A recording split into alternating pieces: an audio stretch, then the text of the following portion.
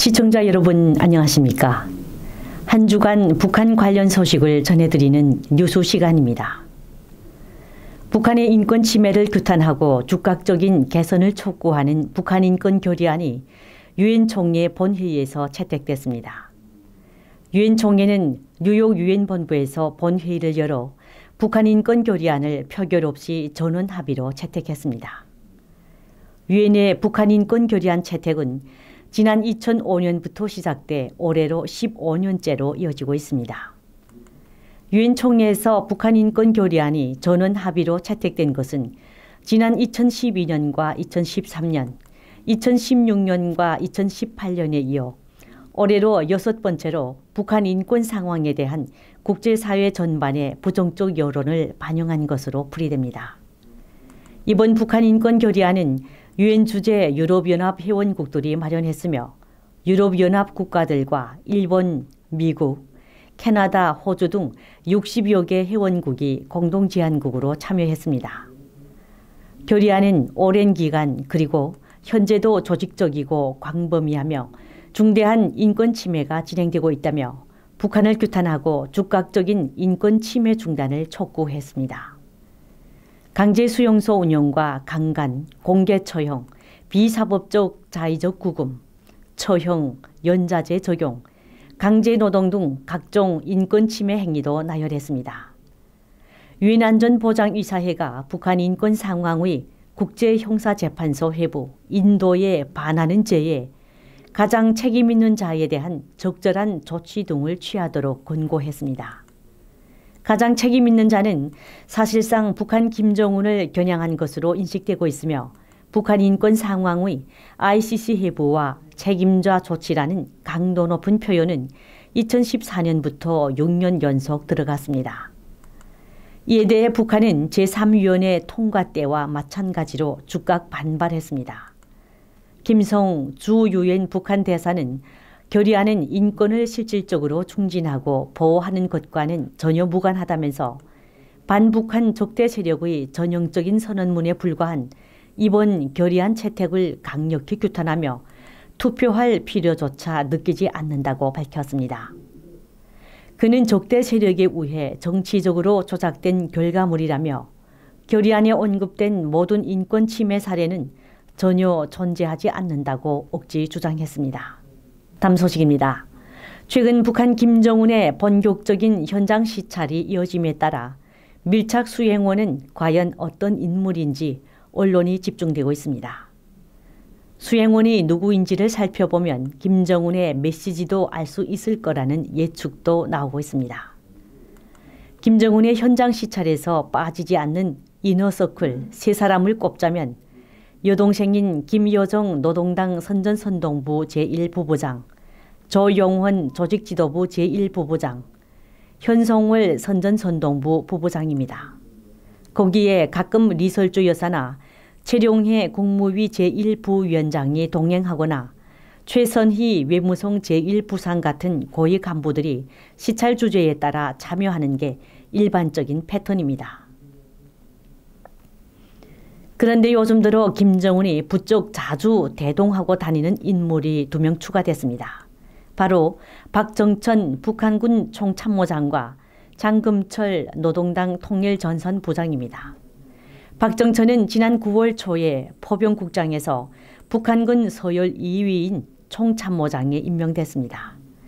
이후 박정천은 초대형 방사포 시험 사격과 서부전선 접경 창린도 방어대 시찰 같은 군 관련 일정뿐만 아니라 12월에는 백마를 타고 백두산에 오른 김정은의 행렬에도 함께했고 평안남도 양덕군 온천 관광지구 준공식도 수행했습니다. 박정천 총참모장은 최근 잇따라 대미 강경성명과 담화를 발표하기도 했습니다. 김정은 집권 이후 북한에서 군부의 위상이 많이 낮아졌는데 최근 이런 움직임을 볼 때 군부에 다시 힘을 실어주려는 게 아닌가 하는 관측이 나오고 있습니다. 김정은의 밀착 수행원 중 요즘 뜨는 또 한 사람은 바로 대남 사업을 총괄하는 장금철 노동당 통일전선부장입니다. 장금철은 하노이 북미 정상회담이 무산된 직후 김영철 당 부위원장이 겸임했던 통전부장 자리를 넘겨받았습니다. 장금철 통전부장은 김정은이 금강산에서 남측 시설을 싹 드러내라고 지시했을 때도 금강산에 동행했고, 양덕근 온천 관광지구 공사 현장, 수산사업소 시찰에도 함께 따라갔습니다.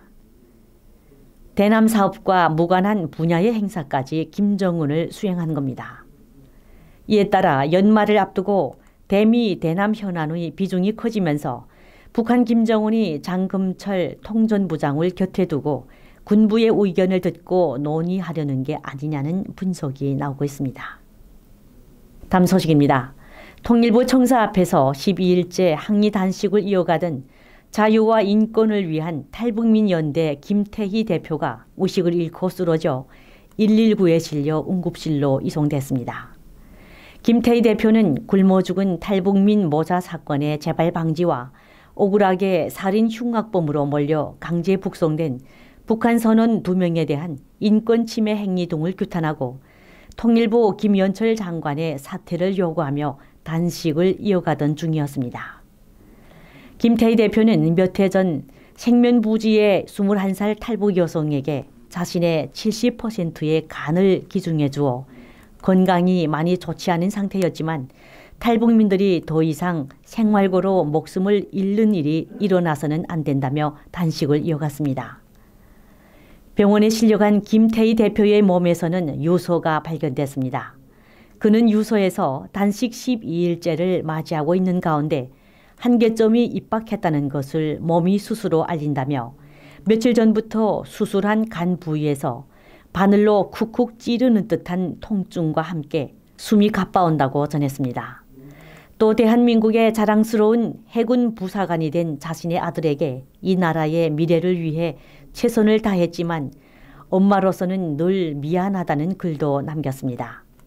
그는 이 땅에 살고 있는 탈북민들에게 이 현실을 대처하고 하나가 되어 이 땅의 김정은 추종자들을 하루속히 몰아내야 우리의 삶을 영위할 수 있다는 강한 메시지도 남겼습니다. 다음 소식입니다. 외부 정보를 접하는 북한 주민들이 점차 늘어나고 있는 가운데 이에 대한 북한 정권의 감시도 진화하고 있습니다. 북한 정권 스스로를 지키기 위해 외부 정보를 철저히 차단하고 있습니다. 한국 내 탈북자 40여 명의 진술에 따르면 북한 내 컴퓨터와 손전화 사용이 늘어나고 한국의 드라마나 노래 등을 접하는 북한 주민들이 늘어나면서 이에 대한 북한 정권의 감시 장치도 한층 강화된 것으로 밝혀졌습니다. 북한 주민들은 손전화기, DVD나 USB, 즉 이동식 기억 장치 등을 통해 유용한 외부 정보들을 들을 수 있습니다. 북한 정권은 이를 차단하기 위해 최근 개인 손전화의 문자 내용과 사진, 영상에 대한 검사는 물론 모든 주민들이 사용하는 손전화기에는 보안 장치인 소프트웨어가 무조건 깔려 있습니다. 새롭게 향상된 이 보안 장치는 개인 손전화 안에 삭제된 내용까지 추적이 가능한 기술을 갖추고 있고 접속한 모든 내역이 당이 관리하는 중앙 데이터베이스, 즉 중앙 저장 매체에 남도록 통제해 과거 기록까지 추적하는 방식으로 외부 정보 유입을 원천 봉쇄하고 있습니다.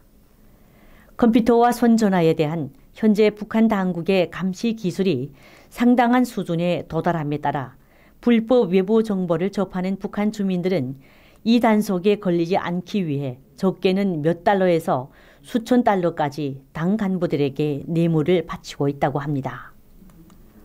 북한은 관영 매체를 통해 주민들에게 외국에서 일어나는 뉴스들을 보도하고 있지만 대부분 한국 정권의 부정부패나 미국 내 총기 사건, 중동 전쟁 등 부정적인 면을 부각시키고 있습니다.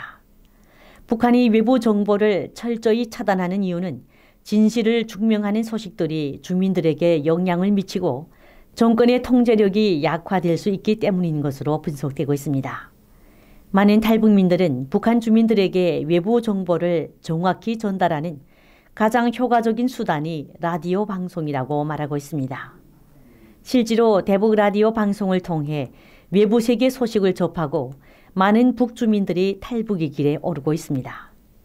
다음 소식입니다.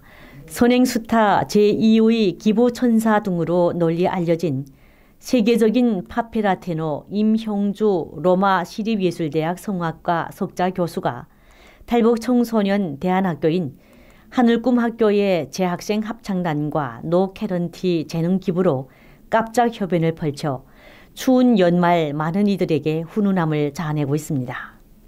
그의 소속사 DGN콤에 따르면 임형주는 경기도 성남시에 위치한 하늘꿈학교에서 열린 2019 하늘꿈 감사의 밤 행사에 재능 기부로 직접 출연했다고 밝혔습니다. 이날 행사를 위해 특별히 준비한 뜻깊은 앙코르송인 우리의 소원인 통일을 북한 이탈 주민 청소년 합창단과 함께 불러 관객들에게 뜨거운 감동을 선사하여 엄청난 한호와 기립박수를 한 몸에 받았습니다. 그동안 임형주는 무려 14년째 대한적십자사 친선대사로 몸담아오며 오랜 기간 탈북민 지원 활동에 앞장서 왔으며 개인적으로도 지원 활동을 활발하게 펼쳐왔습니다. 지난 2012년에는 서울 세종문화회관 대국장에서 개최된 신년 독창의 티켓 1000여 장을 북한 이탈 주민 가족들을 위해 기부하기도 했습니다. 이어 2013년 세계적십자의 날에는 잠실구청에서 탈북 청소년들로 구성된 희망풍차 합창단과 애국가를 부르는 등 여러 활동들을 적극적으로 전개해 왔던 것으로 알려졌습니다. 이상 자유북한TV 뉴스였습니다. 감사합니다.